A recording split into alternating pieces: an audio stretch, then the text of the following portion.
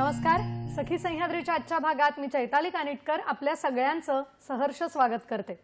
बघा ना, आधुनिक विज्ञान तंत्रज्ञानाला नवीन आयाम देण्याचं आणि नवीन दिशा देण्याचं काम कोण करत असेल तर ते आहे जैव तंत्रज्ञान अर्थात बायोटेक्नॉलॉजी. अगदी खरं सांगायचं तर शेतकऱ्यांच्या उत्पादनापासून अन्न प्रक्रिया असेल, पर्यावरण संरक्षण असेल, थेट औषध निर्मिती असेल, अशा सगळ्याच क्षेत्रात जैव तंत्रज्ञान हे फार वेगाने झपाट्याने काम करताना दिसतंय. मानवजातीच्या एकंदर सगळ्याच संशोधनामध्ये आपल्या जैव तंत्रज्ञानाचा वाटा हा निश्चितच महत्त्वाचा आहे आणि याच क्षेत्रात खरं तर अनेक करिअरच्या संधी आहेत. या विषयावरती मार्गदर्शन करण्यासाठीच सखी सह्याद्रीचा आजचा विषय आहे. पाहूया आज आपण नेमकं कोणत्या विषयावर बोलणार आहोत. भविष्यातील विज्ञान जैव तंत्रज्ञानातील संधी हा आजचा सखी सह्याद्रीचा आपला विषय आहे आणि या विषयावर मार्गदर्शन करण्यासाठी आज स्टुडिओमध्ये या विषयातली तज्ञ सखी आपल्या बरोबर आहे. आज आपल्या बरोबर आहेत डॉक्टर अपर्णा देशमुख. नमस्कार मॅडम. नमस्कार. कार्यक्रमात मनापासून स्वागत करते. आणि खरंच जैव तंत्रज्ञान हे खरं तर मानवाच्या प्रत्येक पावलावर वेगवेगळा बदल करणार असं ठरतंय आणि ह्या विषयात नक्की कुठल्या कुठल्या संधी आहेत, आपण कुठली भूमिका याच्यात एकंदरच पाहतोय, साकार करतोय, हे सगळं आपल्याकडून आज जाणून घ्यायचं आहे. सर्वप्रथम मी मॅडमची थोडक्यात आपल्याला ओळख करून देऊ इच्छिते. त्यांच्याविषयी अधिक सांगायचं तर जैव तंत्रज्ञान या विषयातल्या त्या प्रमुख तर आहेतच, त्याचबरोबर Thakur college of science and commerce Mumbai येथील जैव तंत्रज्ञान विभागाच्या प्राध्यापक आणि प्रमुख म्हणून सध्या त्या कार्यरत आहेत. त्यांनी मुंबई विद्यापीठातून सूक्ष्मजीवशास्त्र या विषयात MSc आणि अप्लाइड बायोलॉजी या विषयामध्ये PhD ही पदवी संपादन केलेली आहे. त्याचबरोबर डॉक्टर शरीदिनी डहाणूकर यांच्या मार्गदर्शनानुसार गुळवेल या औषध वनस्पतीची प्रतिशक्तिकारक वर्धता या विषयावर PhDचं संशोधन आणि औषधाच्या स्वरूपात उत्पादन सुद्धा विकसित केलेलं आहे. नायर हॉस्पिटल त्याचबरोबर KEM हॉस्पिटल अशा अनेक संशोधन प्रकल्पांमध्ये हॉस्पिटल्समध्ये त्यांनी काम केलंय. राष्ट्रीय आणि आंतरराष्ट्रीय स्तरावरती शोध निबंध प्रस्तुत केलेले आहेत. तसंच 4 पेटंट्सना मान्यता मिळालेली आहे. अनेक पुरस्कारांनी मॅडमना सन्मानित करण्यात आलेलं आहे. आज आपल्याला जैव तंत्रज्ञानातल्या एकंदर संधी काय आहेत, भविष्यात जैव तंत्रज्ञान कशा पद्धतीने काम करणार आहे हा विषय त्या समजावून सांगणार आहेत. आजचा आपला विषय आहे भविष्यातील विज्ञान जैव तंत्रज्ञानातल्या संधी. तेव्हा या विषयाच्या अनुषंगाने आपले प्रश्न असावेत. आता वेळ न घालवता आपण लगेचच कार्यक्रमाला सुरुवात करणार आहोत. पुन्हा एकदा डॉक्टर अपर्णाताई आपलं स्वागत करते. आणि अगदी सुरुवातीला प्रश्न मनात हा आहे, खरं तर जैव तंत्रज्ञान हा शब्द किंवा बायोटेक्नॉलॉजी हा शब्द आत्ताच्या काळात आपण खूप वापरतोय, पण नेमकं याचा इतिहास म्हणता येईल किंवा याचा वापर हा कुठे कुठे आणि कसा कसा होतो, इथून आपण सुरुवात करूया. काय सांगाल? शब्दशः आता असं आपण म्हणतो की बायोटेक्नॉलॉजी किंवा जैव तंत्रज्ञान, तर हा शब्द, या शब्दाचा उगम कुठून झाला तर 1917 मध्ये कार्ल एलिकी नावाचा एक हंगेरियन शास्त्रज्ञ होता. त्यांनी प्राण्यांची शेती म्हणजे प्राणी संपादन आणि त्यांचं जास्त प्रमाणामध्ये प्रोडक्शन करणं याच्यासाठी हा शब्द वापरला. आणि हा बायोटेक्नॉलॉजी जैव तंत्रज्ञान शब्द तेव्हापासून आला, त्यांनी जगाला दिला. पण जैव तंत्रज्ञान मात्र आधीच होतं. कारण त्या शब्दाचा खरा अर्थ काय, आत्ताच्या डेफिनेशन प्रमाणे जेव्हा इंटरनॅशनली रेकॉग्नाइज्ड डेफिनेशन आहे की प्राणी किंवा त्यांचे पार्ट्स किंवा त्यांचे टिश्यू सेल्स किंवा त्यांचे क्रोमोझोम्स जीन्स काहीही वापरून, म्हणजे प्राण्यांचे घटक वापरून तुम्ही त्याची काहीतरी प्रक्रिया किंवा कुठली तरी प्रोसेस, कुठलं प्रॉडक्ट ते करून ज्याचा उपयोग कराल तर ती खरी बायोटेक्नॉलॉजी. ओके. मग तसं म्हणायला गेलं तर आपल्याकडे पूर्वापार बायोटेक्नॉलॉजी पुरातन काळामधून होतीच. बरोबर. फक्त काय झालंय माहिती आहे की आपण आधी आपले पूर्वज दही घुसळत होते, पण आपण ती दह्यापासूनची DNA पर्यंतची सफर केली. क्या बात आहे. आता आपण DNAचा वापर करतोय, DNA मॉडिफिकेशन्स करतोय, नवीन नवीन गोष्टी तयार करतोय. मला वाटतं एक आम्हाला चित्र दिसतंय. हो, ज्याच्यामध्ये पूर्वाकार जे आपण म्हणत होतो तसं बघितलं तर आपल्या पुराण काळाच्या काही स्क्रिप्टमध्ये आपल्याला सापडतं की सोमरस होतं किंवा इन विट्रो फर्टिलायझेशन, गांधारीची 100 बाळं, हे काही संदर्भ त्याचा विचार केला तर ती बायोटेक्नॉलॉजी नव्हती का? कदाचित ती बायोटेक्नॉलॉजीच होती, फक्त तेव्हा तो शब्द वापरत नव्हता. खरं. फक्त आपल्याच संस्कृतीमध्ये नाही तर बाकीच्या काही संस्कृतीमध्ये सुद्धा बायोटेक्नॉलॉजी होती. बरोबर. असं आपण बघूया ना एखादं दुसरं चित्र. नक्कीच नक्कीच. मला वाटतं आत्ता जी 2 चित्र दिसली ती हाच कुठेतरी संदर्भ घेऊन आलेली आहे. आणि तुम्ही इजिप्तमध्ये म्हणलात ते होतं अगदी खरं किंवा आहे. ममिफिकेशन होतं किंवा बाकीचं आता वाईन प्रोडक्शन, बिअर प्रोडक्शन, ह्या सगळ्या गोष्टी ही बायोटेक्नॉलॉजीच आहे. बरोबर. म्हणजे खरं बघायला गेलं तर हा शब्द फक्त आत्ता आपल्याकडे नवीन आलेला आहे, पण त्याचा जो उपयोग आहे किंवा त्याची जी अंमलबजावणी आहे ही खूप आधीपासून, पुराण काळापासून जणू काही आपल्याकडे होत होती असं म्हणायला हरकत नाही. बरं, मग आता माझ्या मनात हा प्रश्न आहे की साधारण तुम्ही जसं म्हणालात की आपण पूर्वीपासून वापरतोय, फक्त बायोटेक्नॉलॉजी हा शब्द तेवढा काय तो नवीन विकसित झालाय, पण एकंदरच ह्या सगळ्या सफारीमध्ये, पूर्ण प्रवासामध्ये नेमके बदल कसे झाले किंवा त्याचे टप्पे काय काय आहेत, काय सांगाल? फक्त शब्दच नाही तर त्याच्याबरोबर तंत्रज्ञानाची जोड पण लागली आहे. बरोबर. आणि आपल्याला बरीचशी म्हणजे जसं जसं आपण विज्ञानात प्रगती होत गेली, टेक्नॉलॉजी आली आणि आपलं ज्ञान वाढत गेलं पेशींबद्दलचं किंवा जीवशास्त्राबद्दलचं, तर मग त्याच्यानंतर DNA बद्दल जेव्हा आपला समज वाढला आणि DNA चे समज आणि त्याचा उपयोग कसा करता येईल याच्याबद्दल आपण जर का लक्ष दिलं तर त्याच्यात जीन मॉडिफिकेशन्स करता आली. बरोबर. आणि त्या DNAचा वापर करून बऱ्याच गोष्टी आता साध्य करता येत आहेत. तर खूप महत्त्वाचा एक टप्पा म्हणजे DNA बद्दलची माहिती, आपल्या क्रोमोझोम्स बद्दलची माहिती, आणि ती जास्तीत जास्त माहिती मिळाली आपल्याला ह्युमन जीनोम प्रोजेक्टमध्ये. बरोबर. आणि त्याचा सगळ्या वेगवेगळ्या क्षेत्रात वापर करता मला वाटतं हे ऍप्लिकेशन कुठे कुठे हेही आपल्याला हे दिसतंय. आपल्याला आता आपण म्हणतो ती biotechnology, green biotechnology, red biotechnology, वेगळे वेगळे ऍप्लिकेशन्स आहेत, पण संदर्भ कुठे आहेत, जास्त काय कुठे प्रगती झाली आहे, तर ते ह्युमन जीनोम प्रोजेक्ट. मी याच्याच बद्दल विचारणार होते की नक्की हा प्रोजेक्ट किंवा हा प्रकल्प जो आहे आम्हाला दिसतंय तो नेमका काय आहे, काय सांगाल?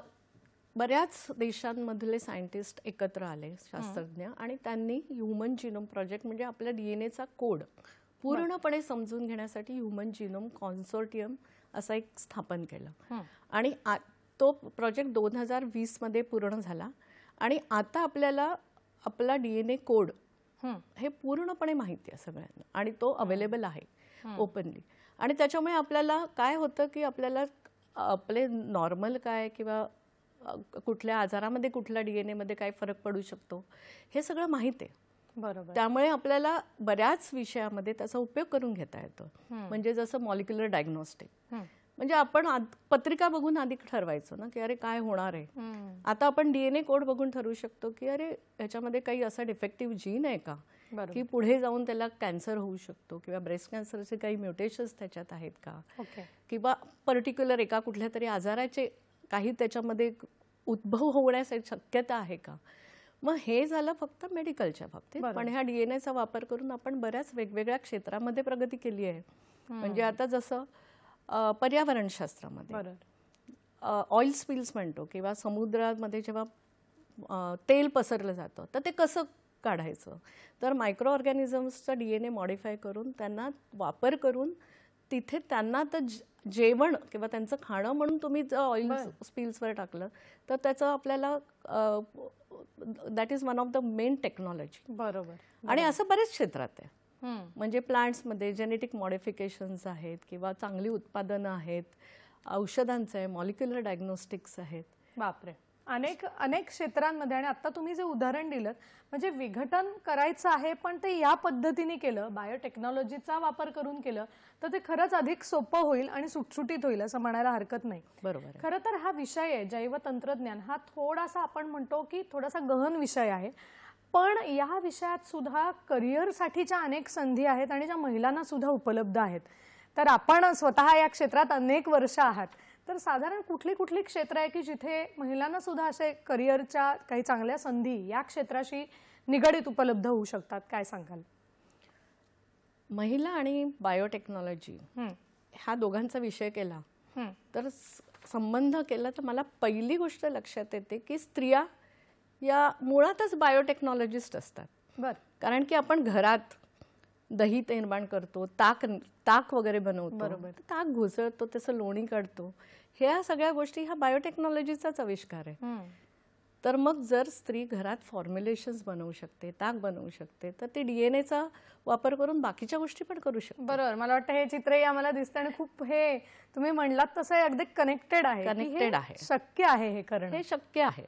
हां, त्याला थोडंसं तुमचं फाउंडेशन पाहिजे की तुम्हाला शिक्षण वगैरे त्या पद्धतीने करायला पाहिजे. पण स्त्रियांना काहीही अशक्य नाही, स्पेशली या क्षेत्रामध्ये. कारण की आता बघू, फर्मेंटेशन किंवा किण्वशास्त्र हे तर आपण आधीच वापरत होतो, पण आता बरीच दालनं उघडली गेली आहेत आणि त्याच्यामध्ये रिसर्च आहे किंवा फर्मेंटेशन टेक्नॉलॉजी आहे, बायोप्रोसेस टेक्नॉलॉजी आहे, ॲग्रिकल्चर आहे, शेतीशास्त्रज्ञ होऊ शकता तुम्ही, किंवा मुख्य म्हणजे तुम्ही मेडिकलच्या क्षेत्राच्या संबंधी असलेल्या बऱ्याचशा गोष्टी करू शकता. म्हणजे मुलींनी अमुक एका क्षेत्रात जावं असं आज लिमिटेशन राहिलेलं नाही, हे खरं आहे. आणि त्यामुळे त्यांना बऱ्याच संधी प्राप्त आहेत. बरं, आता या संधींचा विचार करत असताना एक प्रश्न मनात येतो की साधारण आपल्याला कळत नसतं की बाबा मला बायोटेक्नॉलॉजी या क्षेत्रात काही करायचं असेल तर त्याचे पर्याय कुठे कुठे आणि कसे कसे उपलब्ध आहेत, किंवा काही संस्था आहेत त्या कुठल्या उपलब्ध आहेत, तर याविषयी मार्गदर्शन हवं आहे. आणि त्याचबरोबर आता तुम्ही म्हणालात तसं की आता ज्या पद्धतीने स्त्रियांना कामासाठीच्या काही मर्यादा राहिलेल्या नाही आहेत, अनेकविध क्षेत्रात स्त्रिया खूप चांगल्या पद्धतीने संचार करतात, तसंच जैवतंत्रज्ञान तर सगळीकडेच आहे, जगात सगळीकडे आहे. त्यामुळे भारत आणि भारताबाहेर सुद्धा करिअरच्या काही संधी या क्षेत्रात उपलब्ध होऊ शकतात का, काय सांगाल याविषयी? आपण सुरुवातीला भारताबद्दल बोलू. नक्कीच. भारतात आता बऱ्याच संधी उपलब्ध आहे आणि शैक्षणिक पात्रता म्हणाल तर या क्षेत्रामध्ये येण्यासाठी 12वी नंतर कमीत कमी BSc बायोटेक्नॉलॉजी करणं फार आवश्यक आहे. दुसरी गोष्ट अशी आहे की BSc झाल्यानंतर MSc PhD हा पुढचा प्रवास तुम्ही करू शकता जर तुम्हाला शास्त्रज्ञ व्हायचं असेल तर. हां, काही जण म्हणतील म्हणजे PhD हे जरा खूप अवघड आहे ना, म्हणजे त्याचं काही जण असं शॉर्टकट करतात, ते मी ऐकलंय माझ्या स्टुडंट्सकडून. PhD म्हणजे परमनंट हेड डॅमेज, पण तसं काही नाहीये. आणि मला असं वाटतं की PhD म्हणजे पॅशन, हार्डवर्क अँड डेडिकेशन. क्या बात आहे, खूप छान. परत एकदा सांगा, म्हणजे थोडंसं डोक्यात बसेल अनेक विद्यार्थ्यांच्या. PhDचा full form passion, hard work and dedication हे लक्षात ठेवा. आणि सगळ्यात महत्वाची पॅशन, आवड. तुम्हाला त्या क्षेत्राबद्दल आवड असली तर तुम्ही पुढे काही करू शकता. पण BSc ही पात्रता फारच आवश्यक आहे, पण BTech पण करता येतं. आणि ह्या क्षेत्रातल्या मूळ ज्ञानाशी निगडीत बरीचशी अशी स्किल बेस्ड कोर्सेस आहेत, म्हणजे तुम्ही कौशल्य डेव्हलप करू शकता. सायटोजेनेटिक्स टेक्नॉलॉजी किंवा त्या रिलेटेड जे टेक्निक्स आहेत, म्हणजे PCR, मॉलिक्युलर डायग्नोस्टिक्स, या सगळ्याचा जर अभ्यास केला, त्याच्याबद्दल कौशल्य प्राप्त केलं तर बऱ्याच क्षेत्रात संधी आहेत. क्या बात आहे. मला वाटतं हे खरं तर तुम्ही म्हणालात तसं हे इतकं मोठं क्षेत्र आहे की आपल्या स्वयंपाकघरापासून सुरू होऊन पार प्रत्येक देशाच्या अगदी अर्थव्यवस्थेपर्यंत जणू हे जाऊन पोचलेलं आहे. त्यामुळे अनेकविध क्षेत्र खुली आहेत, फक्त थोडासा बारकाईने विचार करणं आणि हे सगळं जाणून घेणं आवश्यक आहे. तेच जाणून घ्यायचा प्रयत्न आपण आजच्या या भागातून करतोय. पुढे अशीच माहिती त्यांच्याकडून मिळवायची, पण वेळ झाली एका छोट्याशा विश्रांतीची, तेव्हा आपण कुठेही जाऊ नका, आम्ही लगेचच परत येतोय.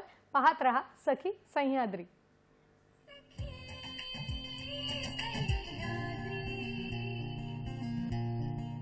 ब्रेक नंतर पुन्हा एकदा सगळ्यांचं स्वागत करते. भविष्यातील विज्ञान, जैव तंत्रज्ञानातल्या संधी हा आजचा सखी सह्याद्रीचा विषय आहे आणि मार्गदर्शन करण्यासाठी आज आपल्या बरोबर आहेत डॉक्टर अपर्णा देशमुख. त्या खूप छान मार्गदर्शन करतायत. आपल्याला एक फोन येतोय, तो घेऊन आपण लगेचच पुढच्या कार्यक्रमाकडे जाऊया. आपल्याला अजिंक्य गोळे बदलापूरहून प्रश्न विचारतायत. नमस्कार. Hello hello Ajinkya ji. Hello hello hello. मला वाटतं काही तांत्रिक अडचणींमुळे त्यांचा फोन आपल्यापर्यंत जोडला जात नाहीये.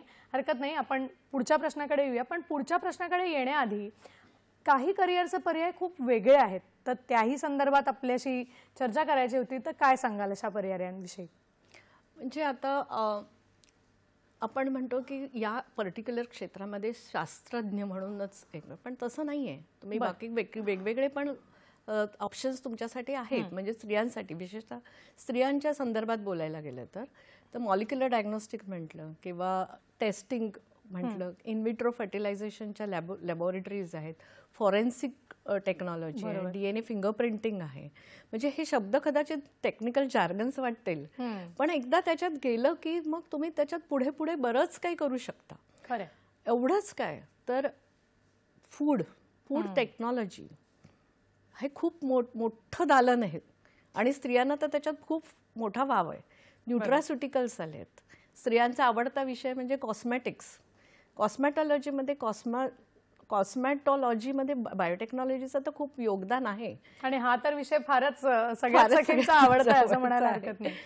आणि आता बघा, म्हणजे एक गंमत सांगते की आमच्याकडे येतात त्या विद्यार्थिनींचं पहिल्याच वर्षी एक असं काहीतरी ऑब्जेक्टिव्ह असतं की मला कॉस्मेटॉलॉजीमध्ये काहीतरी करायचं आहे, पण त्याला बायोटेक्नॉलॉजीची जोड द्यायची आहे. बरं. मग आम्ही त्यांना काहीतरी छोटे मोठे प्रोजेक्ट देतो, पण त्याच्यात काही इतक्या सुंदर गोष्टी निर्माण होतात की तुम्हाला फक्त सौंदर्य शास्त्रच नाही, शास्त्र म्हणजे हा एक मूळ तर गाभात आहेच त्याचा, पण त्याबरोबर तुम्हाला त्याच्याबरोबर रिपेअर काही करायचं आहे किंवा तुम्हाला तुमचं अँटीऑक्सिडंट्स त्याच्यात ऍड करायची आहेत किंवा काहीतरी त्याच्यातून औषधी गुण त्याच्यात आणायचे आहेत, तर ते पण करू शकतो. नक्कीच. आता ह्याच्याविषयी बोलूया, पण मगाशी आपला जो फोन कट झाला होता तो पुन्हा येतोय. अजिंक्य गोळे, प्रश्न विचारा आपला. हॅलो. हॅलो. हा, बोला. हा, मला असं विचारायचं होतं, पर्यावरण संवर्धनासाठी जैव तंत्रज्ञानाचा उपयोग कसा होऊ शकतो याविषयी काय बोलाल? नक्कीच नक्कीच विचारायचं. नक्कीच. हा, त्यांच्या प्रश्नाचं आपण उत्तर घेऊया, पण तुम्ही काहीतरी बोलत होतात तर त्याविषयी नक्कीच सांगा. हां, मी कॉस्मॅटॉलॉजी किंवा न्यूट्रास्युटिकल वगैरे बोलत होते, पण आपण मला वाटतं या प्रश्नाच्या संदर्भाने आपण ह्या विषयाकडे जाऊया. खरं तर पर्यावरण संवर्धन ही आत्ता नितांत काळाची गरज आहे आणि या क्षेत्रात जैवतंत्रज्ञान कशी काय भूमिका बजावू शकतं हे त्यांच्या मनातला प्रश्न आहे. अतिशय छान प्रश्न आहे आणि अतिशय उपयुक्त असं बायोटेक्नॉलॉजी किंवा जैवतंत्रज्ञान पर्यावरण संवर्धनाचं काम करू शकतं. आणि पर्यावरण संवर्धन म्हणजे काय, तर बऱ्याच गोष्टी आपल्या आजूबाजूला आहे. बरं. कचरा आहे किंवा एफ्लुएंट्स आहेत किंवा लिक्विड किंवा सॉलिड वेस्ट आहे. वेस्ट मॅनेजमेंट हा एक खूप मोठा गहन प्रश्न आहे आणि जे ट्रान्सफॉर्मेशन किंवा बायो ट्रान्सफॉर्मेशन जे मायक्रो ऑर्गॅनिझम्स करू शकतात, सूक्ष्मजीव करू शकतात, त्याचा वापर करून आपण ह्या कचऱ्याचं नियोजन करू शकतो, त्याचा काहीतरी चांगला उपयोग करू शकतो. बायो फर्टिलायझर्स करू शकतो, बायो पेस्टिसाइड्स आहेत, बायो रेमिडिएशन हा एक एरिया आहे. म्हणजे तुम्ही तुमचं जे काही खराब झालेलं आहे पर्यावरण त्याच्यात दुरुस्ती करा युजिंग मायक्रो ऑर्गॅनिझम्स. म्हणजे हे सगळे खूप वेगवेगळे पर्याय उपलब्ध आहेत. आणि आता झालंय कसं की मला एक खूप महत्वाची गोष्ट वाटते की मला स्वतःला ज्याच्याबद्दल पॅशन आहे की माणूस हा इतक्या मनुष्य प्राणी इतकं इंटरेस्टिंग काम करतोय की त्याला कळतंय की कुठली गोष्ट केली की काय करतायचं. म्हणजे मायक्रो ऑर्गॅनिझम्स कसे काम करतात, कुठले जीन्स कसे काम करतात आणि आपण त्याचा आता वापर करून घेऊ शकतोय. कारण नुसतं कळण्याची अवस्था झाली आहे, आता ज्ञान तेवढं डेव्हलप झालंय, आता त्याचा वापर कसा करू शकतो. कुठलाही एखादं चॅलेंज असेल, एक आव्हान असेल तर त्याला आपण दुरुस्त करू शकतो. आणि this is a big transformation. We are at a stage.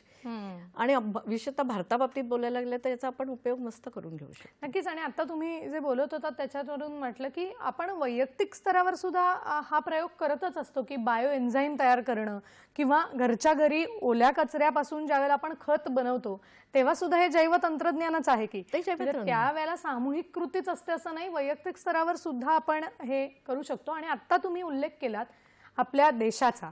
Bharat देशानं खरं तर जैवतंत्रज्ञान या क्षेत्रात इतकी मोठी प्रगती केली आहे गेल्या काही वर्षामध्ये आणि अर्थातच हे सगळं श्रेय हे आपल्या सरकारला जातं. कालच आपण आपल्या भारताचे पंतप्रधान माननीय पंतप्रधान नरेंद्रजी मोदी यांचा 75वा वाढदिवस साजरा केला. एकंदर ह्या क्षेत्रामध्ये मोदीजींची जी पावलं आहेत ती खूप वेगानं चालली आहेत असं म्हणायला हरकत नाही. कारण अनेक सरकारी योजना जैवतंत्रज्ञानाच्या संशोधनावर किंवा प्रकल्पांवरती केल्या जात आहेत. तर या सगळ्याचा आढावा घेण्याची सुद्धा नितांत गरज आहे. तर याविषयी काय सांगाल? ह्याविषयी बोलायला वेळ कमी पडू शकतो कारण की इतकं काही आपल्या माननीय पंतप्रधानांनी आपल्याला दिलेलं आहे आणि मला वाटतं एक विजन समोर ठेवून हे सगळं चाललंय. हां, विजन 2047 हे जर आपण बघितलं तर त्याच्यात बऱ्याच गोष्टी आपल्याकडे आहेत आणि मुख्य म्हणजे ते प्रोत्साहन बरोबर. आणि एक जो पॉझिटिव्ह फिलिंग आहे की जे आपण करू शकतो तो आत्मविश्वास आणि कॉन्क्रीट ठोस योजना हे आपल्याकडे मोदीजी नंतर आलेले आहेत. तर आता काही योजना म्हटलं तर सगळ्यात महत्त्वाचं म्हणजे एक आत्मनिर्भर योजना. बरोबर. ते खूपच महत्त्वाचं आहे की जिथे आपण सेल्फ प्रोडक्शन करतो, नवीन स्टार्टअप्स तयार झाले. करेक्ट. काही वर्षापूर्वी 2-3 वर्षापूर्वी स्टार्टअपची संख्या काहीतरी एक 100-200 असेल, आता 10,000 गेलेली आहे. वा. आणि त्यातले 50पेक्षा जास्त स्टार्टअप्स हे बायोटेक्नॉलॉजी रिलेटेड आहेत आणि खूप ॲडव्हान्स टेक्नॉलॉजीचे आहेत. बायोराईड म्हणून योजना आहे, म्हणजे जे आणि बायो इकॉनॉमी जी बूस्टअप झाली आहे किंवा बायो इकॉनॉमी खूप मोठ्या प्रमाणात वाढते आणि आपण म्हणजे मोदीजींच्याच मार्गदर्शनाखाली सरकारच्या अशा बऱ्याच योजना, विशेषतः महिलांसाठी पण योजना आहेत. आणि त्या आपलं विजन असं आहे की 2000 म्हणजे आपण विकसित भारत हा जेव्हा होईल त्याच्यात जैवतंत्रज्ञानाचं त्याच्यात फार मोठं योगदान असेल. खरं. आणि मला सांगायला खूप आनंद वाटतो की त्याच्यामध्ये स्त्रिया आणि तरुण पिढी याचा मोठा सहभाग असेल आणि दे विल हॅव लिडरशिप. खरं. आणि मला वाटतं तुम्ही म्हणालात तसं की हे जे जैवतंत्रज्ञान आहे ते एकंदर सगळ्या क्षेत्रामध्ये कसं काय आपल्याला फायदेशीर ठरणार आहे याच्यासाठीचे हे सगळे प्रोजेक्ट आहेत की बायोराईड असेल किंवा तुम्ही आधी एका प्रकल्पाविषयी सांगितलं तो असेल. आणखीन या संदर्भात किंवा योजनांबाबत काय सांगाल? आणखीन एक मला महत्त्वाचा मुद्दा सांगावासा वाटतो की इंडस्ट्री डेव्हलपमेंट, इनोव्हेशन, आंतरप्रेनरशिप हे बायोराईडचे काही महत्त्वाचे अंग आहेत किंवा त्याचे 2 ॲस्पेक्ट्स आहेत.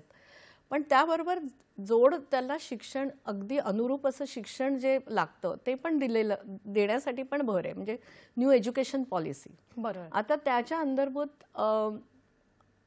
प्रोजेक्ट्स आलेले आहेत, इंटर्नशिप्स आलेले आहेत आणि जे शिक्षण आणि त्याचा उपयोग याच्यातली जी गॅप असते ते कमी करण्याचं काम या NEP-मुळे केलं जात आहे. आणि त्याच्यात इंटर्नशिप प्रोजेक्ट्स इंडस्ट्रीमध्ये बऱ्याच वेळा आता आमच्या स्टुडंट्सना आम्ही देतो की 2 क्रेडिट्स प्रोजेक्ट्स किंवा 4 क्रेडिट्स प्रोजेक्ट, तर ते त्याचा आता उपयोग करून घेऊ शकत आहेत. मला वाटतं कुठेतरी हा जो बदल आहे शिक्षण क्षेत्रातला सुद्धा हा आमूलाग्र बदल म्हणता येईल, कारण शिक्षण आणि त्याचं उपयोजन हे दोन्हीही साध्य करण्याचं काम मला वाटतं आपण या मोदीजींच्या नेतृत्वाखाली करतोय आणि हा बदल आता काही वर्षात खूप समोर चांगल्या पद्धतीने येणार आहे आणि कुठेतरी जैवतंत्रज्ञानाची जोड याला मिळते हे खूप मला वाटतं मोठं काम आहे असं म्हणायला हरकत नाही. आणि आत्ताच मॅडम तुम्ही उल्लेख केला तो होता स्टार्टअप्सचा किंवा उद्योजकतेचा, आत्मनिर्भरतेचा. कारण खरंच आहे की कुठेतरी आपल्याला नोकरी मिळेल किंवा या उद्देशानं न जाता संशोधन करून स्वतः एखादा उद्योग तयार करणारे विद्यार्थी घडवणं हे कुठेतरी एक काम आहे. तर या संदर्भात जाणून घ्यायचंय, पण तत्पूर्वी एक फोन येतोय तो घेऊया आणि मग आपण लगेचच पुढे जाऊया. नमस्कार, तन्मयजी आपल्याला प्रश्न विचारतात वरळीहून. नमस्कार. हॅलो हॅलो तन्मयजी, आपला प्रश्न विचारा. यस मैम, आज का युवा भविष्य में बायोटेक्नोलॉजी के साथ किस तरह योगदान दे सकते हैं, खासकर आर्टिफिशियल इंटेलिजेंस के बढ़ते उपयोग के साथ? नक्कीच. मला वाटतं तुमचा प्रश्न खूप चांगला आहे, कारण खरंच बघायला गेलं तर युवक हेच तर आता पुढच्या पिढीचे फार महत्त्वाचे घटक असणार आहेत.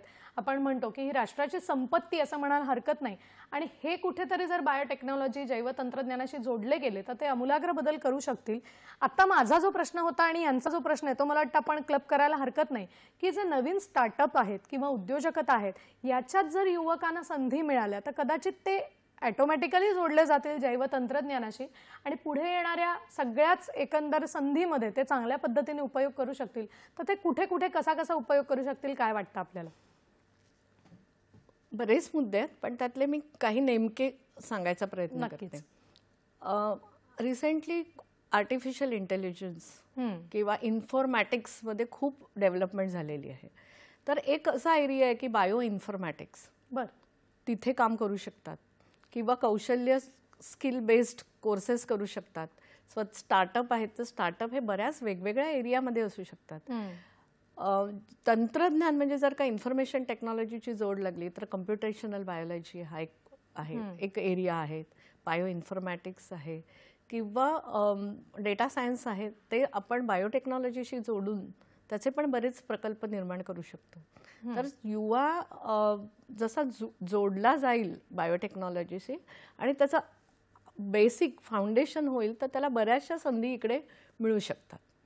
म्हणजे जसं की ॲग्रिकल्चर आहे, एन्व्हायरमेंट आहे किंवा मेडिसिन आहे, हेल्थकेअर आहे, ग्रीन बायोटेक्नॉलॉजी तर आपण खूप बोलतोच आहे. नक्कीच. तर बऱ्याच क्षेत्रामध्ये तुमचे स्वतःचे स्टार्टअप असू शकतात, पण तुमची स्वतःची आवड कुठे आहे, कुठे पॅशन आहे, त्याप्रमाणे त्या युवकांनी त्याच्याबद्दलचं ज्ञान आणि कौशल्य हे विकसित करणं आवश्यक आहे. आणि नक्कीच मला वाटतं तुम्ही जे मगाशी म्हणालात की PhD हा एक शब्द जे खूप चांगल्या पद्धतीने तुम्ही समजावून सांगितलं की कुठेतरी आपल्याला हार्ड वर्क करून हे संशोधक निर्माण करण्याची आज गरज आहे. तर हे जर आपण करू शकलो तर नक्कीच जैवतंत्रज्ञान मोठा आविष्कार करेल यात शंका नाही. आणि याचा सगळाच आपण अनुभव घेतला होता ज्या वेळेला कोविड नंतर आपण जे वॅक्सिनेशन केलं सगळ्यांचं, ती जी लस शोधून काढली गेली ती जैवतंत्रज्ञानावरच शोधून काढली गेली. हा विषय खरंच खूप मोठा आहे आणि त्यांच्याशी अशीच चर्चा करायची आहे, पण वेळ झाली एका छोट्याशा विश्रांतीची. तेव्हा आपण कुठेही जाऊ नका, आम्ही लगेचच परत येतोय. पाहत रहा सखी सह्याद्री.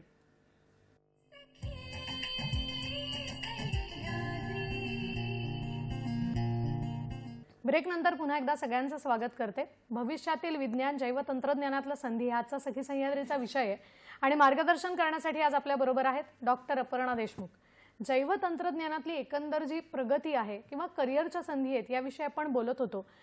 हे सगळं बोलत असताना कुठेतरी सखी म्हणून मला एक प्रश्न मनात आहे की प्रत्येक सखीला एकेका टप्प्यानंतर वेगवेगळ्या अवस्थांमधून जायला लागतं. ज्यावेळेला करिअरचा प्रश्न असतो त्यावेळेला तिला तिचा संसार आणि करिअर दोन्ही भूमिका बजावायच्या असतात. तर नेमकं या क्षेत्रामध्ये येताना किंवा आल्यावर कुठल्या कुठल्या अडचणी आहेत किंवा आव्हानं आहेत, कारण हे तुम्ही अतिशय उत्तम प्रकारे सांगू शकता कारण अनेक वर्ष या क्षेत्रात आपण आहात, खूप जवळून हे क्षेत्र आपण बघितलेलं आहे. काय सांगाल याविषयी? ह्या क्षेत्रातले आव्हानं आणि संधी ह्याचा विचार करताना मला असं वाटतं की स्त्रियांना सगळ्याच क्षेत्रात वेगवेगळी आव्हानं असतात आणि त्याच्याबरोबर संधी पण असतात. आणि कित्येकदा आव्हानं आणि संधी जोडून येतात किंवा संधीबरोबर पण आव्हानं असतात. तर मग यावेळी काय ठोसपणे विचार केला तर 3 प्रकारची आव्हानं आहेत स्त्रियांना. एक म्हणजे सामाजिक, दुसरे म्हणजे नैसर्गिक जे आहेत आपण जसं बोललं, आणि तिसरं मानसिकता, स्त्रियांची इमोशनल जी कनेक्शन्स असतात. तर आपण एकेका विषयाचा विचार केला तर सामाजिक अवस्था आता जरा बदलत चालली आहे. म्हणजे पूर्वीचं चूल आणि मूल एवढंच न राहता स्त्रिया ॲटलिस्ट चूल तरी दुसऱ्यांच्या हातात देऊ शकतात किंवा ॲटलिस्ट काही कारणासाठी, काही वेळासाठी त्यांना दुसऱ्या स्त्रियाच मदत करत आहेत. पण आजूबाजूचं कुटुंब ह्यांनी जर प्रोत्साहन दिलं तर आपण ह्या क्षेत्रामध्ये ती आव्हानं व्यवस्थित निभावून घेऊ शकतो. त्या संदर्भात उदाहरण द्यायचं तर मी स्वतःचंच उदाहरण देईन. नक्की. की बरीचशी आव्हानं मला पण आली आणि जी नैसर्गिक पण आहेत ना, की जसं जातात म्हणाल की आपलं मूल आणि त्या प्रेग्नन्सी किंवा त्याच्या सुमारास असणारी मॅटर्निटी लिव्ह वगैरे. मला स्वतःला 7 महिने बेड रेस्ट होती आणि ती सुद्धा हेडलो पोझिशनमध्ये. मी अगदी घरी पडून होते. पण त्यावेळी मला माझ्या मुख्य म्हणजे मला मी संधी घेते की माझे सासूबाई, माझे दीर, मिस्टर पती संजय देशमुख या सगळ्यांनी इतकं सपोर्ट केला की ती आव्हानं मला लिलया पेलता आली. मला वाटतं इतर पण आव्हानं आहेतच, त्याविषयी मी विचारणारच आहे, पण तत्पूर्वी एक फोन येतोय, तो घेऊन आपण पुढे जाऊया. आपल्याला गणेश राठोड जालन्याहून प्रश्न विचारतात. नमस्कार मॅडम, माझा प्रश्न असा आहे की हा जो विषय आहे जैव तंत्रज्ञान, हा जर शालेय पासूनच जर शिकवण्यासाठी जर ऍड करा तर त्यासाठी काही करता येईल का? तर ते करावं. नक्कीच नक्कीच याविषयी आपण बोलूया. फक्त आधीचा जो प्रश्न होता तो आपण घेऊन पुढे जाऊया की आव्हानांमध्ये त्या क्षेत्रातली अशी कुठली विशेष आव्हानं तुम्हाला भासली? कारण कुटुंबाची साथ असल्याशिवाय आपण मुळात याच्यात येऊच शकत नाही, जसं तुम्ही म्हणालात. पण इथे आल्यानंतर सुद्धा काही गोष्टींच्या बाबतीत आपल्याला सजगता दाखवणं किंवा सामोरं जाणं ही वृत्ती ठेवायला लागते. काय सांगाल? त्याच मला असं की सोशल आव्हानं आहेत किंवा सोशल चॅलेंजेस आहेत, नैसर्गिक चॅलेंजेस आहेत आणि मानसिक इमोशनल. तर याच्यावर मात करून निर्णय आपले व्यवस्थित घेतले तर स्त्रिया त्याच्यावर मात करू शकतात. म्हणजे आता ह्या क्षेत्रातली पर्टिक्युलर कुठली आव्हानं आहे तर तुम्हाला थोडंसं जास्त शिकावं लागतं म्हणजे BSc MSc PhD नाही तरी MSc तरी करायला लागेल, स्किल्स डेव्हलप करायला लागेल. तर मग तुमचं स्वतःचं आवड, तुमची स्वतःची आहे जी आवड, त्याच्यावर तुम्ही पुढे जात राहिलं पाहिजे. कुठे जर का काही निर्णय घेण्याची अशी वेळ येते की हे करू की ते करू, त्यावेळी तुम्हाला तुमची पॅशन ही पुढे ठेवली पाहिजे आणि बाकीच्या गोष्टी बाजूला ठेवल्या पाहिजे. मला वाटतं असं झालं तरच काहीतरी आपल्याला एक वेगळं संशोधन करता येतं, किंवा जे आपल्याकडे शास्त्रज्ञ खरंच नावारूपाला आलेत, जे वेगळं काहीतरी करून गेलेत, ते या सगळ्याच टप्प्यांमधून गेलेत. आता जो त्यांचा प्रश्न होता गणेशजींचा, त्यांच्या मनातला प्रश्न खूप स्वाभाविक होता की शालेय जीवनात जर विद्यार्थ्यांमध्येच या विषयाची आवड निर्माण केली तर तुम्ही मगाशी म्हणालात तसं की त्या विषयाची वाटणारी जी भीती आहे ती कुठेतरी बाजूला सारली जाईल. काय वाटतं याविषयी? चांगला मुद्दा आहे की शाळेच्याच लेवलला जैवतंत्रज्ञान, बायोटेक्नॉलॉजी याचं थोडंसं ज्ञान देता येईल. पण काही गोष्टी असतात की ते त्या वयाच्या टप्प्यामध्ये त्याचं आकलन होणं हे जास्त छान आहे. म्हणजे आता मी जर का DNA रेप्लिकेशन किंवा DNAची काही प्रक्रिया त्या अगदी 4वी-5वीतल्या मुलांना समजायला गेले तर नाही कळणार. त्याला थोडंसं एक फाउंडेशन लागेल, थोडा बेसिस लागेल. पण मला हे दिसतंय की 11वी-12वीच्या लेवलला आता बायोटेक्नॉलॉजी याचं इंट्रोडक्शन हे ऑलरेडी आलेलं आहे. बरोबर. त्यामुळे ते त्या दृष्टीने चालू आहे. आणि फक्त एक आहे की फार घाई न करता त्यावेळी सुरुवातीला जे ज्ञान मिळवायचं असतं त्या टप्प्यात ते मिळवावं. खरं. साधारणतः पालकांची वृत्ती अशी असते की आता कम्प्युटर आलंय, म्हणजे आता कसं बायोटेक्नॉलॉजी या टप्प्यावर आहे की जेव्हा काही वर्षापूर्वी इन्फॉर्मेशन टेक्नॉलॉजी होतं. पण घाई होते ना की आम्हाला कोडिंग आत्ताच शिकायचंय. तसं नाहीये, तसं करू पण नाही असं मला वाटतं की त्यावेळी थोडंसं जे स्ट्रॉंग फाउंडेशन असल्यानंतर तुम्ही पुढे त्याच्यावर वाढवत नाही. आणि आहेत, बऱ्याच संधी आहेत आणि येतील अजूनही. तर फक्त एक आहे की 12वी पर्यंतचं शिक्षण हे जे त्याचा पाया पक्का असणं हे फार आवश्यक आहे. बरोबर. तुम्ही पच्च्या पायावर बांधलेली इमारत व्यवस्थित टिकू शकत नाही. खरं आहे. आणि हे तर सगळ्याच क्षेत्रांमध्ये आहे की साधारण 1ली ते 12वी पर्यंतचं जे शिक्षण आहे ते कुठेतरी स्ट्रॉंग असणे, प्रत्येक विषयातल्या सगळ्याच संकल्पना समजावून सांगणं किंवा त्या समजून घेणं हे विद्यार्थ्याच्या दृष्टिकोनातून अतिशय आवश्यक आहे. आता पुढचा प्रश्न जो मगाशी आपण बोलत होतो की या क्षेत्रामध्ये अनेक संशोधक असतील किंवा यशस्वी अनेक लोक असतील की ज्यांची उदाहरणं जर आपल्याला दिली गेली तर कदाचित या विषयाकडे बघण्याचा दृष्टिकोन बदलू शकतो. तर अशा काही यशस्वी शास्त्रज्ञांबद्दल किंवा उदाहरणांबद्दल आपल्याला सांगता येईल का? बरीच उदाहरणं आहेत, पण मला असं वाटतं की बोटावर मोजणे इतकी आत्ता घेऊ शकते, कारण वेळेची मर्यादा आहे आपल्याकडे.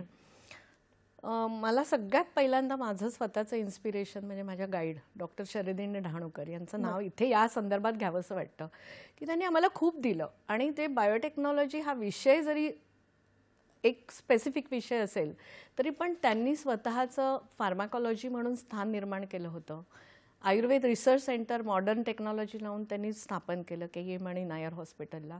त्याचबरोबर त्यांनी त्यांची स्वतःची डिस्टिलरी सांभाळली.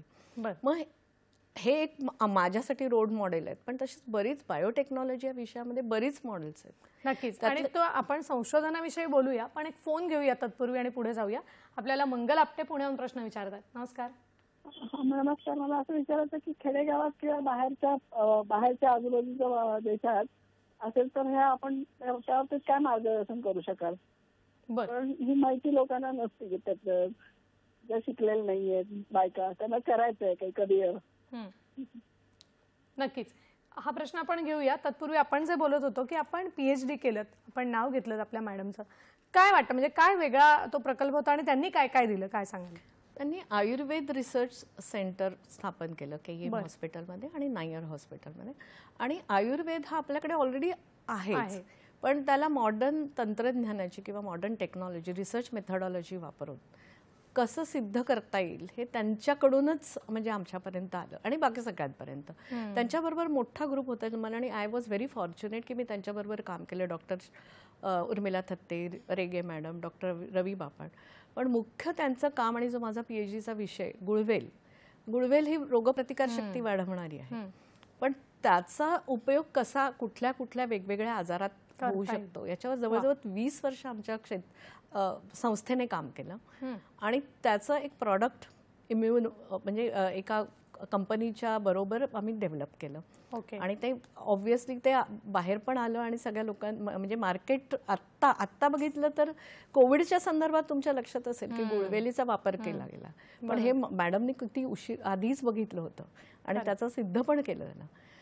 हे मी डॉक्टर डहाणूकर मॅडम बद्दल बोलते, पण अरेच बाकीचे पण म्हणजे काही उदाहरणं देता येईल. डॉक्टर किरण मुजुमदार शॉ ज्या बायोकॉनच्या फाउंडर मेंबर्स आहेत, किंवा गगनदीप डॉक्टर गगनदीप कांग जे व्हॅक्सिन क्षेत्रामधल्या प्रसिद्ध शास्त्रज्ञ, इंदिरा हिंदुजा म्हणजे IVF टेक्नॉलॉजी, टेस्ट ट्यूब बेबीवाल्या त्या मॅडम आहेत. किंवा आताच्या क्षेत्रात परदेशातलं पण आपण एखादं उदाहरण घ्यायला बघायला काही हरकत नाही. डॉक्टर जेनिफर डोडना अँड इमॅन्युअल शार्पेंटर एक पर्सनल माझं इन्स्पिरेशन आहे त्यांच्याबद्दल, कारण की त्यांनी अशी टेक्नॉलॉजी डेव्हलप केली की जी क्रिस्पर टेक्नॉलॉजी, की ज्याच्यामुळे आपण जनुकामध्ये अचूक बदल घडवू शकतो. म्हणजे जर आपल्याला माहिती आहे की आपल्याला DNA मध्ये इथे हे काहीतरी डिफेक्ट आहे आणि तो करेक्ट करायचा आहे, तर तो कसा करता येईल याची टेक्नॉलॉजी डेव्हलप केली. आणि त्याच्यातून आता पुढे काही बरेच गोष्टी येतात, म्हणजे जसं डिझायनर बेबी वगैरे, की करू शकतो का आपण बदल गुणसूत्रांमध्ये, तर ते होऊ शकतंय. खरे मला वाटतं बरेच वेळेला आपण मोबाईल बघत असताना असे काही काही व्हिडिओ समोर येतात किंवा असं काहीतरी लिहून येतं की हे शक्य आहे का. तर मला वाटतं जैवतंत्रज्ञानाचा आविष्कार असेल. आता तुम्ही ज्या सखींचं उदाहरण दिलं ते सुद्धा खरंच सगळ्यांसाठीचं इन्स्पिरेशन आहे असं मला वाटतं. आता आपण मंगलजींच्या प्रश्नांकडे येऊया की खरंच बायोटेक्नॉलॉजी किंवा जैवतंत्रज्ञान हा विषय अजूनही तितका पोहोचलेला नाहीये खेडेगावातल्या मुलांपर्यंत. शहरातली मुलं कदाचित या विषयाशी पटकन कनेक्ट होऊ शकतात, पण मग असं जर करायचं असेल तर साधारण याचा प्रचार किंवा प्रसार करायचा झाला किंवा त्या तिकडच्या विद्यार्थ्यांमध्ये जागृती करायची असेल, आपण कुठल्या कुठल्या पद्धतीनं काम करू शकतो? खूप महत्त्वाचा प्रश्न आहे. बायोटेक्नॉलॉजी म्हणजे आपल्याला असं वाटतं की शहरातलेच विद्यार्थी फक्त त्याच्यावर काम करू शकतात, तसं काही नाही आहे. बरेचसे प्रकल्प असे आहेत की जे शेतीविषयक आहेत, ते गावात राबवता येतील. बरोबर. आणि मला असं वाटतं की म्हणजे या शिक्षकांची फार महत्त्वाची जबाबदारी आहे की ते मुलांपर्यंत ते तंत्रज्ञान आणि त्याच्याबद्दलची माहिती पोचवली पाहिजे. बरोबर. अवेअरनेस, हा अवेअरनेस एकदा झाला तर त्याच्यातून पुढे मार्ग काढता येईल. खरं आहे. आणि खेडेगाव म्हटल्यानंतर तुम्ही म्हणालात तसं की शेती हा तिथे प्रयोग करण्यासाठी तर उत्तम पर्याय आहे. तर मला वाटतं आपल्यासारख्या शिक्षकांनी जर खरंच ही भूमिका घेतली तर मला वाटतं हे खूप कार्य सोपं होऊ शकतं. आपल्याला एक पुढचा प्रश्न येतोय, तो घेऊन आपण पुढे जाऊया. निनाद पाध्ये कोल्हापूरहून प्रश्न विचारतात. नमस्कार. नमस्कार. नमस्कार. सगळ्यांना नमस्कार. माझा प्रश्न असा आहे की मी डेटा सायंटिस्ट आहे आणि मी कशा प्रकारे बायोटेक्नॉलॉजिस्ट जे सायंटिस्ट आहेत, जे फार्मसी लाईन मध्ये आहेत, त्यांना कशा प्रकारे मदत करू शकतो जेणेकरून त्यांना अजून रिसर्च मध्ये सोयी सुविधा आणि व्यवस्थित असं त्यांचं हे होऊ शकतं. नक्कीच. हा निनादजी, खूप आधी तुमचं कौतुक, विशेष की त्यांना असं वाटतं की खरंच त्यांचीही मदत व्हावी या सगळ्या क्षेत्रामध्ये. तर आपण अर्थातच मॅडमकडे येऊया. काय वाटतं मॅडम आपल्याला? निनादजी, कॉंग्रॅच्युलेशन्स, तुम्ही ऑलरेडी डेटा सायंटिस्ट आहात. आणि डेटा सायंटिस्ट असणं म्हणजे डेटा DNA डेटा किती विस्तृत आहे. बरोबर. म्हणजे DNA कदाचित फुल फॉर्म असा पण होऊ शकतो की डेटा नॉट अरेंज्ड, पण तो तुम्ही अरेंज करू शकता आणि त्याच्या संदर्भात तुम्ही मार्गदर्शन करू शकता. म्हणजे DNA is a big laboratory. बरोबर. आणि त्याच्यासाठी जैवतंत्रज्ञानाला डेटा सायंटिस्टची खरोखर गरज आहे. कारण की आपण नाही वाचू शकत, आपण ते मनुष्य असा DNA कोड वाचू नाही शकत. बरोबर. आणि मग ते मॅनेजमेंट हे डेटा सायंटिस्ट करू शकतात आणि त्याचा उपयोग करू शकतात. म्हणजे bioinformatics, computational biology, system biology, हे काही एरियाज असे आहेत की data scientist definitely can contribute. आणि biotechnology itself is a multidisciplinary science. म्हणजे त्याच्यात बरेच वेगवेगळे विषय त्याचा अभ्यास करावा लागतो. मग बायोटेक्नॉलॉजिस्ट हा एकटा काही मोठं काम करणं आणि त्याला बाकीच्या तंत्रज्ञानाची जोड मिळणं याच्यामध्ये फरक पडेल ना. खरं. तर डेटा सायंटिस्ट, आणि मला असं वाटतं फक्त डेटा सायंटिस्ट काय, केमिस्ट, फिजिस्ट, मॅथमॅटिशियन्स, हे सगळे बायोटेक्नॉलॉजीसमध्ये कॉन्ट्रीब्युशन देऊ शकतात. नक्कीच. मला वाटतं तुम्ही खूप चांगल्या पद्धतीने सांगितलं आणि आत्ताच्या या नवीन शैक्षणिक धोरणात सुद्धा इतके बदल झालेत की जसं निनादजींची इच्छा आहे, अनेक जण याच्यामध्ये स्वतःचे क्रेडिट्स देऊन काही मुलांना कोर्स उपलब्ध करून देऊ शकतात. अशी मदत सुद्धा नक्कीच करता येऊ शकते. इथे वेळ झाली एका छोट्याशा विश्रांतीची. आपण कुठेही जाऊ नका, आम्ही लगेचच परत येतोय. पाहत रहा सखी सह्याद्री.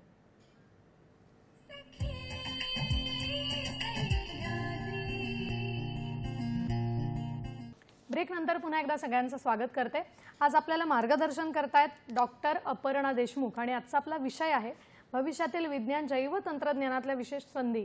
आता आपण पुन्हा एकदा अपर्णाताई आपल्याकडे येते मी आणि माझ्या मनात हा प्रश्न आहे की आत्तापर्यंतचे जैव तंत्रज्ञानाने अनेक बदल केलेत आणि वेगवेगळ्या क्षेत्रात ते केलेत किंवा करता आहेत.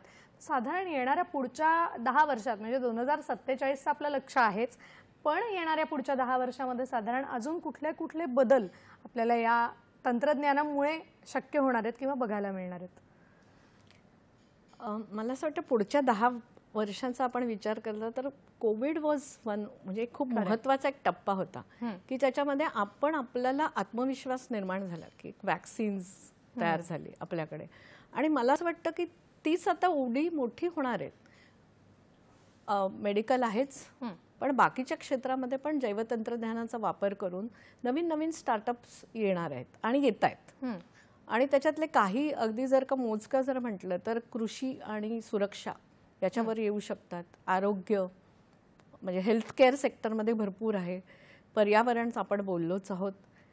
औद्योगिक क्षेत्र आणि बायो इन्फॉर्मॅटिक्स रिलेटेड जे आहेत. डेटा AI आणि हेल्थकेअरची टेक्नॉलॉजी त्याच्यासाठी वापर करता येऊ शकतो. किंवा स्टार्टअप्समध्ये आपण जर विचार केला तर महिलांचा आणि तरुणांच्या काही स्पेसिफिक जे काही प्रॉब्लेम्स असतात त्याबद्दल पण बरेचसे स्टार्टअप येऊ शकतात. नक्कीच मला वाटतं आणि हे सगळे संशोधक घडतायत आणि आपण विद्यार्थी घडवताय असं म्हणायला नक्कीच हरकत नाही. आपल्याला एक फोन येतोय तो आपण घेऊन पुढे जाऊया. आपल्याला प्रताप सिंग काळे प्रश्न विचारतात. हॅलो. हा नमस्ते मॅडम, माझा आवाज ऐकू येतोय? हो येतोय. बोला. कोल्हापूरहून प्रश्न विचारतायत. आजचा विषय अतिशय महत्वाचा घेतलेला आहे, भविष्यातील विज्ञान आणि जैव तंत्रज्ञानातली संधी. मॅडम धन्यवाद. तर अपर्णा देशमुख मॅडमना माझं 1-2 प्रश्न आहेत या संदर्भात. बोला. पहिला प्रश्न असा आहे की जनुक उपचार आरोग्य व वैद्यकीय क्षेत्राच्या संदर्भात आहे. जीन थेरपी आणि लस संशोधन यांचा भारतातील भविष्यासाठी काय उपयोग होऊ शकतो हा एक प्रश्न. आणि दुसरा प्रश्न असा आहे की वैद्यकीय संशोधनाचं कृत्रिम बुद्धिमत्ता आता जे काही AI आलेलं आहे आर्टिफिशियल इंटेलिजन्स त्या माध्यमातून कितपत विश्वासार्ह आहे या विभागामध्ये. आता माझं 2 प्रश्न आहेत या संदर्भात ऐकाय आवडेल मला त्या संदर्भात. खूप छान प्रश्न आपण विचारलेत. आता मला वाटतं थेट तुमच्याकडे येते मी की पहिला प्रश्न त्यांचा होता की जनुकीय उपचार म्हणा किंवा लस. खरंच आपण वेगवेगळ्या रोगांवरती लस कधी येते याची नक्कीच वाट बघत असतो. काय सांगाल याविषयी? छान प्रश्न आहे. एका प्रश्नामध्ये मला वाटतं 2 महत्त्वाचे मुद्दे आहेत. एक म्हणजे जनुकीय किंवा जीन थेरपी. जीन थेरपी म्हणजे काय तर आपल्याला सोप्या शब्दात सांगायचा प्रयत्न करते की आपल्याला काही इन्फेक्शन असेल तर आपण औषधं देऊन बरं करतो. किंवा मायक्रो ऑर्गॅनिझम्स किंवा बाहेरचे जंतू जेव्हा आपल्यावर अटॅक करतात तेव्हा आपण त्याच्यावर काहीतरी औषध घेतो.